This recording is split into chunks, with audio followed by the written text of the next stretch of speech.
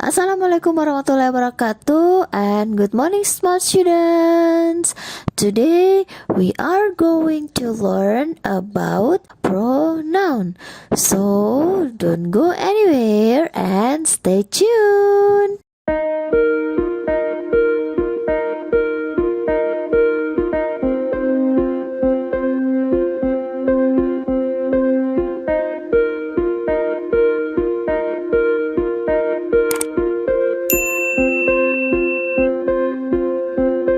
Well, smart students, seperti yang Mem sampaikan tadi bahwa hari ini materi kita adalah tentang pronouns. Pronouns ini dalam bahasa Indonesia kita mengenal dengan istilah kata ganti. Nah, sekarang kita lihat dulu pengertiannya. A pronoun is a word that takes the place of a common noun or a proper noun. Jadi katanya bahwa pronoun atau kata ganti itu adalah sebuah kata yang mengambil atau menempati posisi dari noun atau kata benda, baik itu common noun atau proper noun. Kata benda yang berwujud manusia atau makhluk hidup, ataupun kata benda yang benda mati, seperti itu ya. And there are different kinds of pronouns, bahwa ada beberapa jenis kata ganti yang berbeda. Nah, sekarang kita lihat. Jadi pronoun itu memiliki jenis-jenis ya. Yang pertama kita lihat dulu personal pronouns. Kalau kita lihat dari kata personal itu mengarah ke person ya, orang. Nah, di sini katanya personal pronouns may be used as the subject of a verb or the object of a verb. Jadi diingat ya, personal pronouns dalam kalimat itu bisa menempati posisi subjek dan bisa juga menempati posisi objek. Nah, sekarang kita lihat di sini ada tabel ya, subject pronoun and object pronoun. Yang pink itu subject pronoun dan yang kuning itu adalah object pronoun. Untuk singular subject pronoun itu ada I, you, she, he, dan it. Kemudian untuk pluralnya we, you, dan they. Saya pikir smart student semua sudah pada familiar ya dengan subject pronoun ini, karena ini sering sekali kita temukan di dalam kalimat ya, karena hampir semua kalimat itu memiliki subjek ya, dan subjeknya itu sebagian besar meliputi pronoun. Kemudian sekarang kita lihat objek pronoun. Objek pronoun di sini untuk singular ada me, you, her, him, dan it. Kemudian untuk pluralnya ada us, you, and them. Kalau kita lihat you dan it di situ tidak ada perubahan ya, baik dia sebagai subjek ataupun sebagai objek itu tetap bentuknya. Well, untuk subject pronoun kita lihat dulu pengertiannya. The subject of a sentence is the person, animal, place, or thing that does the action shown by the verb. Bahwa subjek dalam sebuah kalimat merupakan orang, hewan, tempat, ataupun suatu benda yang melakukan action, melakukan tindakan yang ditunjukkan oleh kata kerja. Jadi misalnya kata kerjanya adalah melihat. Yang melakukan melihat itu, maka itu adalah subjek. Jadi kalau misalnya saya bilang saya melihat, berarti subjeknya adalah saya, karena di sini saya yang melakukan action atau tindakan yang ditunjukkan oleh kata kerja. Oke? Nah, the personal pronouns seperti yang tadi untuk subjek itu ada I, you, he, she, it, we, and they. Dan semuanya ini adalah subject pronoun. Nah, sekarang kita lihat contoh kalimatnya. Ada dua kalimat di sini. Lisa likes cats. Kemudian she has 4 cats. Di kalimat pertama, Lisa likes cat. Lisa itu posisinya adalah subjek, karena Lisa yang melakukan tindakan dari verb. Verbnya di sini adalah like. Lisa yang menyukai kucing. Kemudian di kalimat kedua, she has 4 cats. Untuk kalimat kedua ini subjeknya adalah she, dan she di sini merupakan subjek pronoun. Kenapa dia subject pronoun? Karena she di sini yang melakukan tindakan atau action dari kata kerjanya. Kata kerjanya yaitu has atau memiliki artinya. Oke? Nah, sekarang kita lihat contoh lain dari subject pronoun. Di sini ada beberapa kalimat ya. Di sini ada banyak sekali kalimat. Nah, kalau kalian perhatikan itu ada kata-kata, beberapa kata dalam setiap kalimat itu yang warnanya merah. Nah, yang merah itulah yang merupakan subject pronoun. Sekarang kita lihat dulu kalimat pertama. My name is David. Nama saya David. Kemudian dilanjut, I am the youngest in the family. I di sini adalah subject pronounnya. Nah, untuk kalimat kedua, this is my father. He is a teacher. Personal pronounnya di sini adalah he, dan he di sini menempati posisi subjek ya. Lalu kalimat ketiga, this is my mother. She is a lawyer. Personal pronounnya adalah she, dan she ini adalah subject pronoun. Karena yang merah di sini semua do the action atau melakukan tindakan dari kata kerjanya. Nah, sekarang kita lihat lagi apa itu object pronoun. Object pronoun, the object of a sentence is the person, animal, place, or thing that receives the action shown by the verb. Jadi kebalikan dari subject pronoun tadi, kalau subject pronoun itu do the action, dia yang melakukan tindakannya. Sementara object pronoun itu adalah receive, dia yang menerima akibat atau menerima tindakan dari kata kerjanya. Jadi kalau tadi Mem kasih contoh melihat ya, kata kerjanya melihat. Kalau Mem bilang saya melihat, maka saya di sini adalah subjek. Tapi kalau Mem bilang dia melihat saya, nah saya di sini sudah posisinya adalah objek, karena bukan lagi saya yang melihat, tapi saya yang menerima action dari kata kerjanya yaitu melihat. Berarti saya di sini posisinya objek karena saya yang dilihat. Seperti itu ya. Nah, untuk objek pronoun itu ada me menggantikan I. Ya, kalau di subjek itu I, sementara di objek itu me. Jadi kalau dalam bahasa Inggris, saya dalam subjek itu sudah beda dengan saya sebagai objek. Jadi kalau di kalimat yang tadi, misalnya Mem bilang saya melihat, itu bahasa Inggrisnya adalah I see, karena saya di sini adalah subjek. Tapi kalau misalnya Mem balik kalimatnya menjadi dia melihat saya, bukan lagi he see I, ya, tapi he see me. Karena saya dalam kalimat ini merupakan objek pronoun. Oke, paham ya? Nah, sama dengan subject pronoun, kita lihat contoh dari objek pronoun. Di sini ada kalimat Lisa likes cats di kalimat pertama. Nah, untuk kalimat pertama ini, kalau yang tadi ya, Lisa di situ adalah subject pronoun. Lalu objek pronounnya di sini adalah cats karena kucing ini menerima action yang disukai oleh Lisa. Di kalimat kedua, she likes to stroke them. Kalau di subject pronoun tadi, subjeknya adalah she. Sementara di sini pronounnya atau objek pronounnya adalah them. Karena yang menerima action di kalimat kedua ini adalah mereka atau them, bukan lagi they tapi them karena posisinya sudah menjadi objek pronoun. Lalu di sini ada banyak lagi contoh kalimat, ada yang di bold di situ atau yang di, nah semua yang ditebalkan di situ itu adalah objek pronouns. Nah, sekarang kita lihat di kalimat pertama. I'm standing on my head. Look at me. Nah, me di sini adalah objek pronoun. Look at me, lihat saya. Sayanya bukan subjek tapi objek karena dia yang dilihat dalam kalimat ini.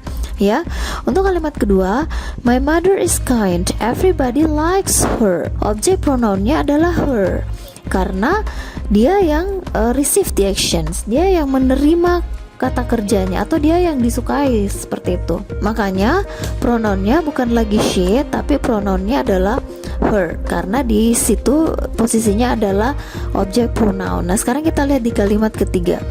Lisa, I told you.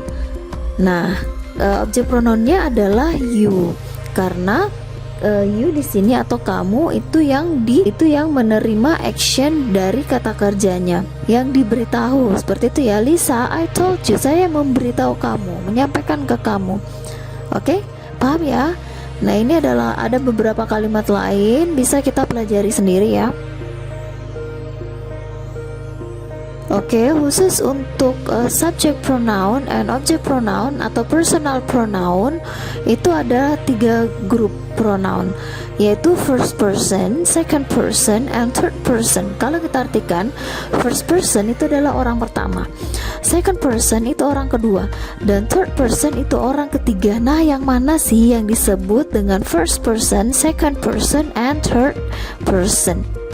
Oke, kita bisa lihat di sini the person speaking is called the first person.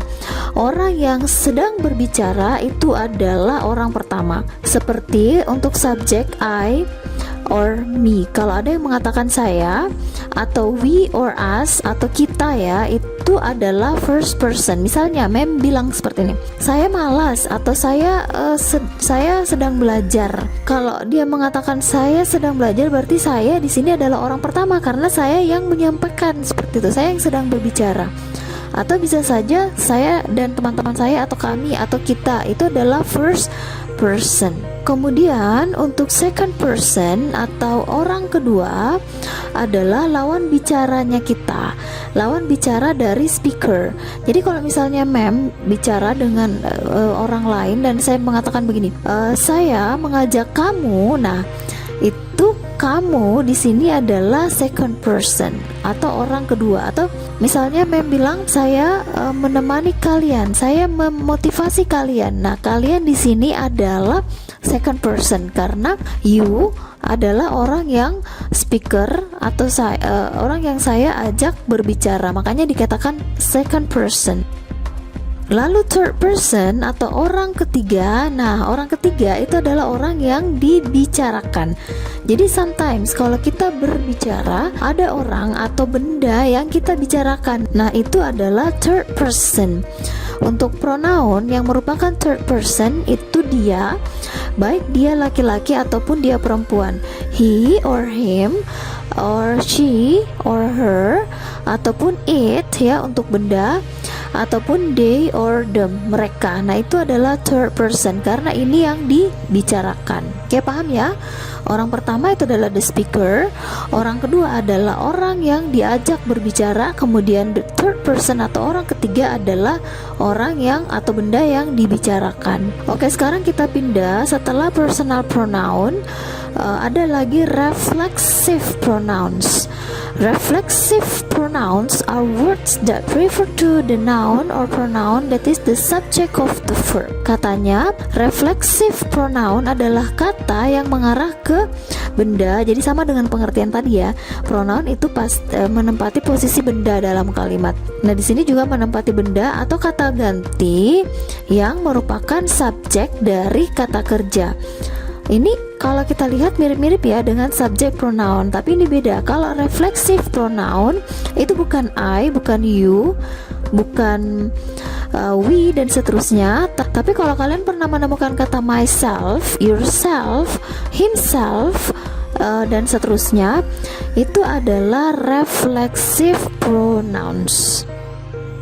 Nah, untuk lebih mempermudah, sekarang kita lihat tabelnya ya. Nah, di tabel sebelah kiri itu ada personal singular pronoun atau kata ganti singular. Ingat ya, kalau singular itu tunggal ya atau satu, sementara lawannya adalah plural atau lebih dari satu. Nah, untuk personal pronoun yang singular atau yang mengarah ke yang jumlahnya satu itu ada I. I di sini adalah subjek ya. Masih ingat kan ini I adalah subjek pronoun. Kemudian ada me. Me di sini adalah objek pronoun. I dan me itu artinya sama ya. Kemudian you, kamu. Lalu ada he yang merupakan subjek pronoun. Kemudian him merupakan objek pronoun. Kemudian she yang berarti dia. Untuk perempuan ada her, dia perempuan sama artinya, tapi her ini adalah objek pronoun, dan it dia untuk benda atau hewan. Nah, kalau dia berubah menjadi reflexive pronoun, untuk I dan me itu menjadi myself, untuk you menjadi yourself, untuk he dan him menjadi himself, she dan her menjadi herself, lalu it menjadi itself. itu untuk singular. Lalu untuk plural, semoga kalian masih ingat bahwa plural itu adalah jamak atau lebih dari satu. Personal pronoun yang merupakan plural itu ada we, kita, ya. Kalau kita bilang kita itu kan pasti lebih dari satu ya, makanya dia plural. Kemudian ada us, we dan us artinya sama, hanya saja we itu adalah subjek, kemudian us adalah objek. Lalu you di sini muncul lagi di plural karena kalau you berarti Anda atau kamu itu singular, tapi kalau you sudah berarti kalian itu adalah plural. Lalu ada they dan them. They and them itu artinya sama ya, mereka. Hanya saja they adalah subjek, lalu them adalah objek. Nah, untuk plural ini kalau berubah menjadi reflexive pronoun, kita tambahkan es. Jadi untuk we and us menjadi ourselves, bukan ourselves tapi ourselves ya. Lalu untuk you, kalau untuk plural itu yourselves. Nah, coba kita lihat banding perbedaannya. Kalau you sebagai singular atau cuman berarti satu, itu yourself. Tapi kalau you menjadi plural, itu yourselves karena lebih dari satu atau jamak. Lalu untuk they dan them itu menjadi selves untuk reflexive pronounnya. Oke, sekarang kita lihat contoh-contohnya. Di kalimat pertama dikatakan bahwa my brother built this computer himself. Saudara laki-laki saya, kalau ada himself ini berarti dia sendiri gitu, dirinya sendiri. Maksudnya dia sendiri gitu. Jadi kalau kita artikan satu-satu itu akan sulit karena artinya seperti ini. Saudara laki-laki saya merakit komputer itu sendiri.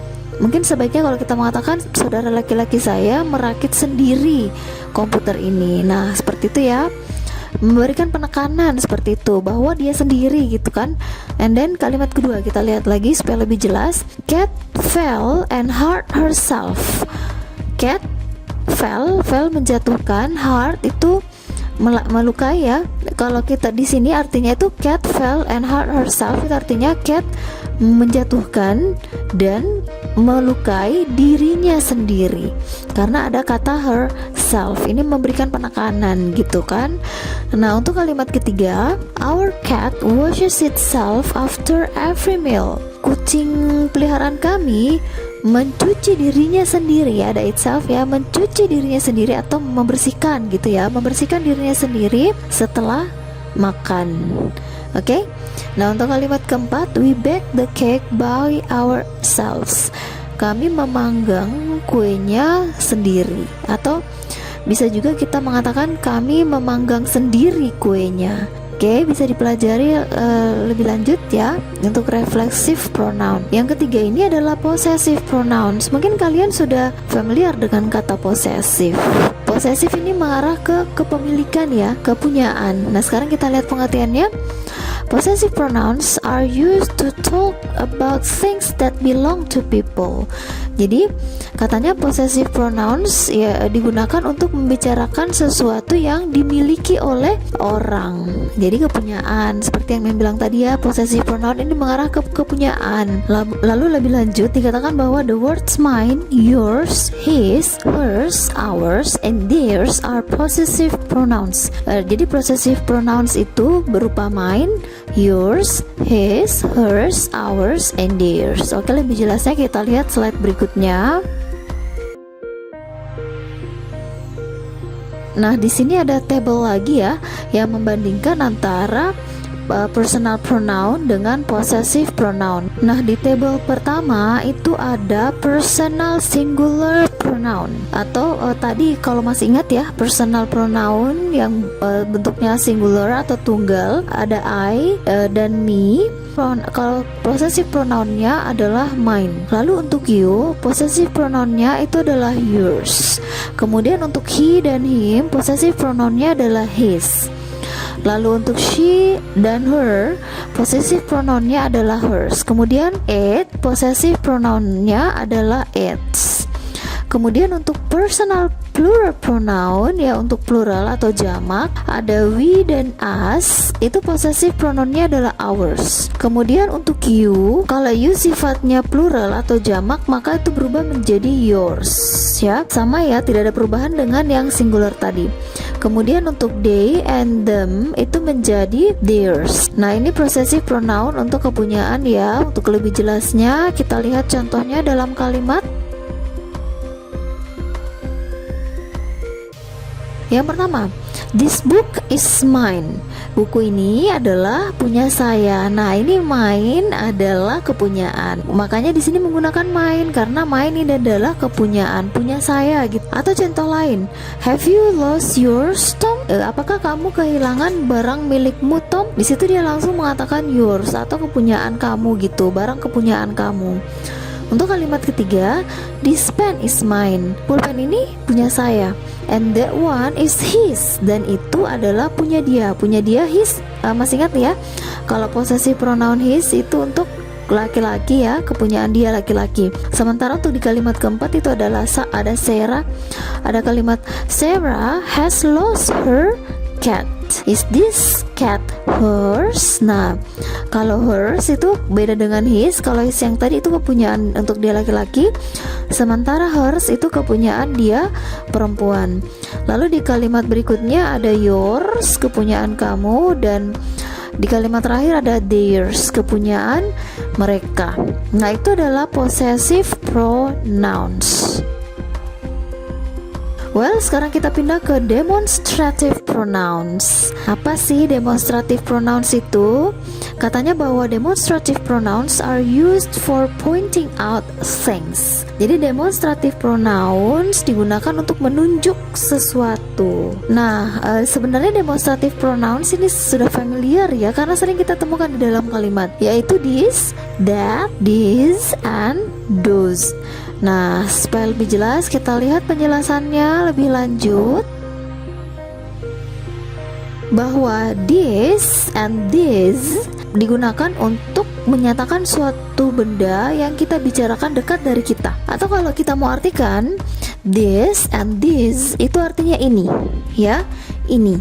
Nah, kita mengatakan ini itu kalau benda itu dekat dari kita.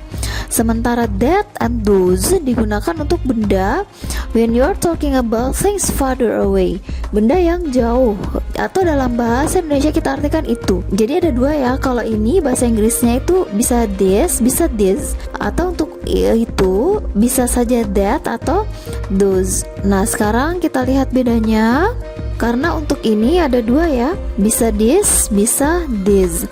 Nah, kalimat pertama, this is my desk, ini adalah meja saya. Lalu di kalimat kedua, these are my pets, ini adalah hewan peliharaan saya. Kalau kalian perhatikan, desk di kalimat pertama, kemudian pets di kalimat kedua itu bendanya. Nah, desk di kalimat pertama itu cuma satu benda, sementara di kalimat kedua, my pets, bendanya itu lebih dari satu, ada lebih dari satu binatang peliharaan.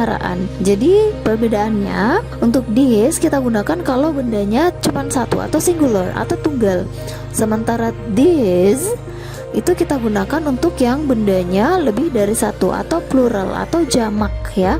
Sementara di kalimat ketiga kita lihat ada kalimat that is my friend's house, itu adalah rumah teman saya. Lalu di kalimat keempat, those are horses.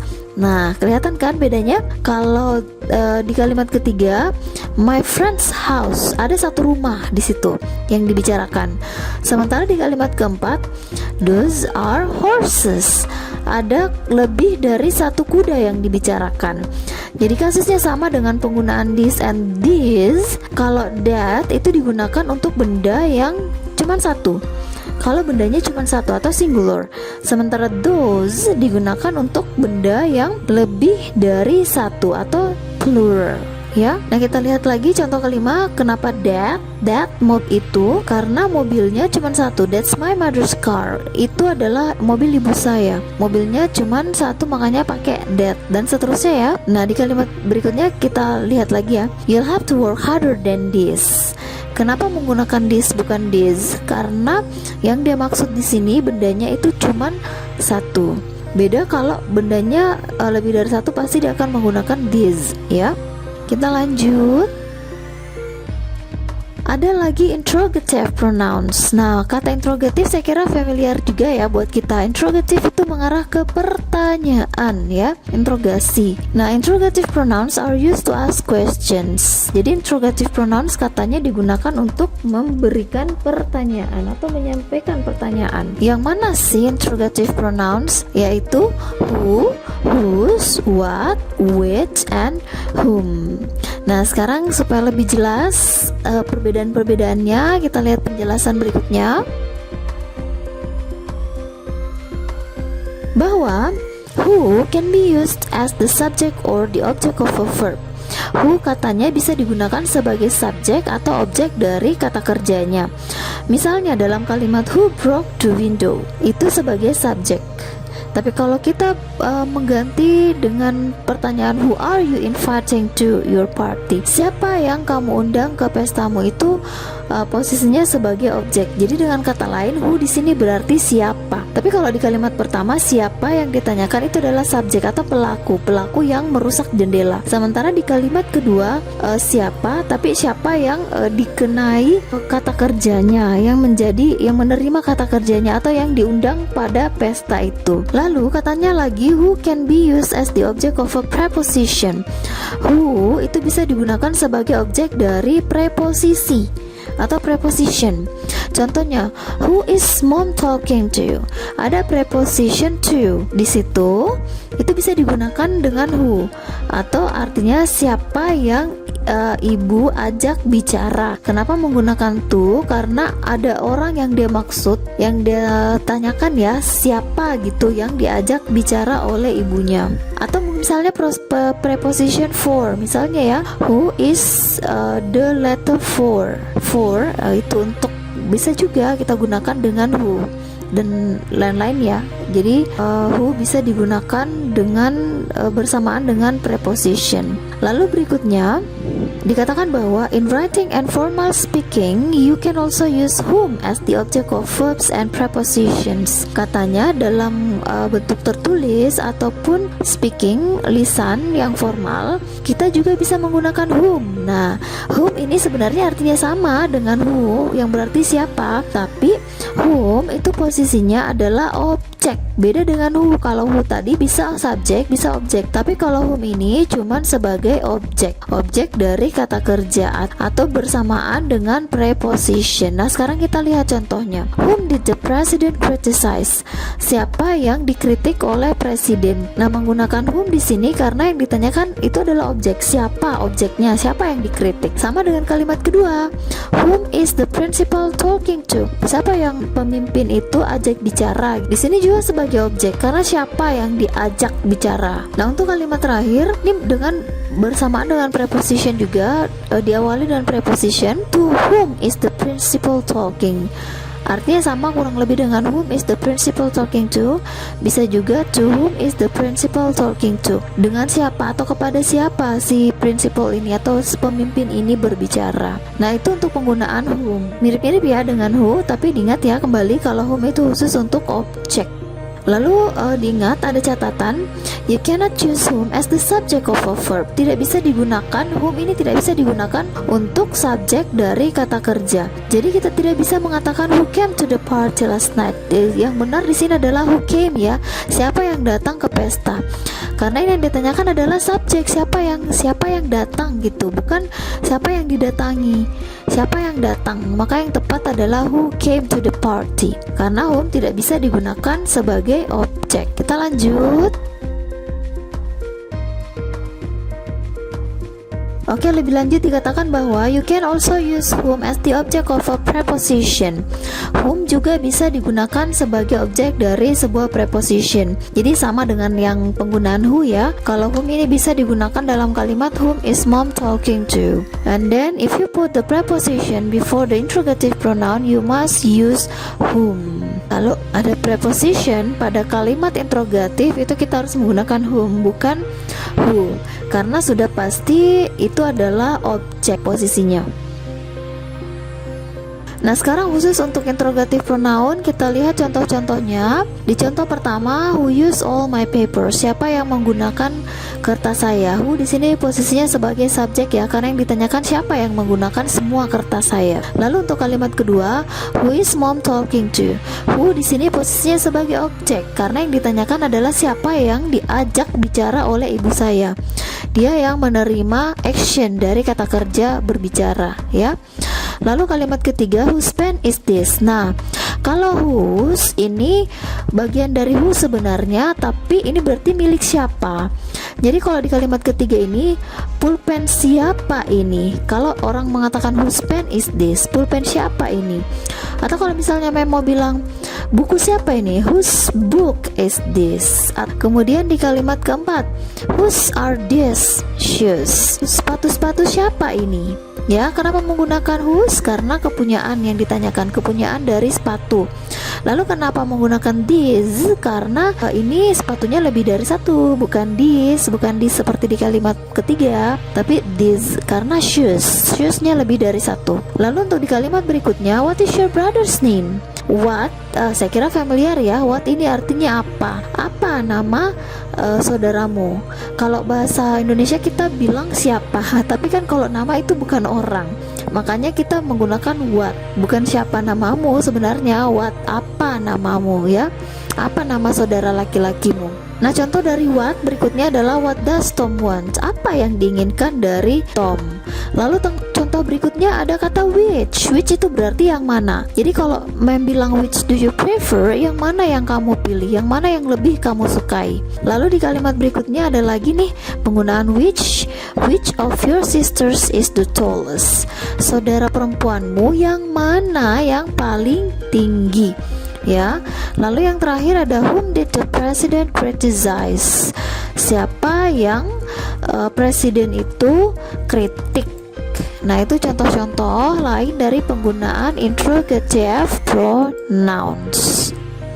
Lalu berikutnya ada lagi indefinite pronouns. Katanya bahwa an indefinite pronoun doesn't refer directly to any other word, atau most indefinite pronouns express the idea of quantity. Jadi ini pengertiannya ya, bahwa indefinite pronoun itu tidak mengarah langsung kepada satu kata tertentu, dan katanya kebanyakan indefinite pronoun itu mengekspresikan atau mengungkapkan ide dari jumlah ya, quantity.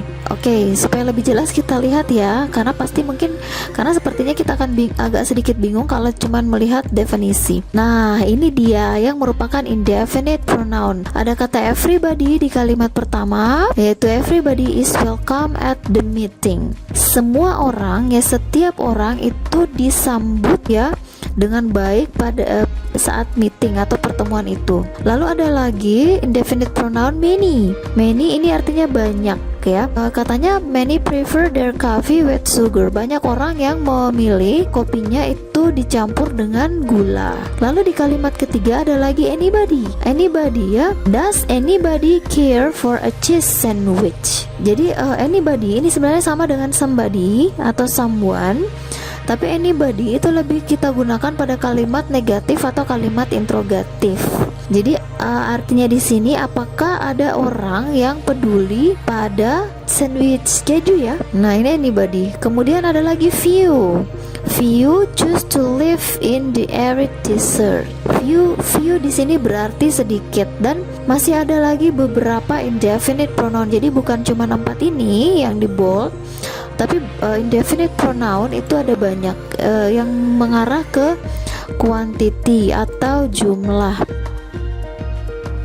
Nah, ini dia jenis-jenis indefinite pronoun. Ada all, artinya semua, each itu masing-masing, kemudian most, kebanyakan artinya, other yang lain, another yang lain, tapi bedanya kalau other itu bisa mengarah mengarah ke plural ya, sementara another itu singular. Lalu either dan neither. Nah, ini ada penjelasannya sendiri bahwa keduanya atau tidak keduanya. Lalu untuk several itu artinya beberapa, sama dengan some. Lalu ada any, ini sama juga. Lalu ada juga everybody. semua orang, ada juga nobody, tidak seorang pun. Kemudian ada some, beberapa. Ini some dan any itu sama ya, cuman any itu lebih sering digunakan pada kalimat negatif atau interrogatif.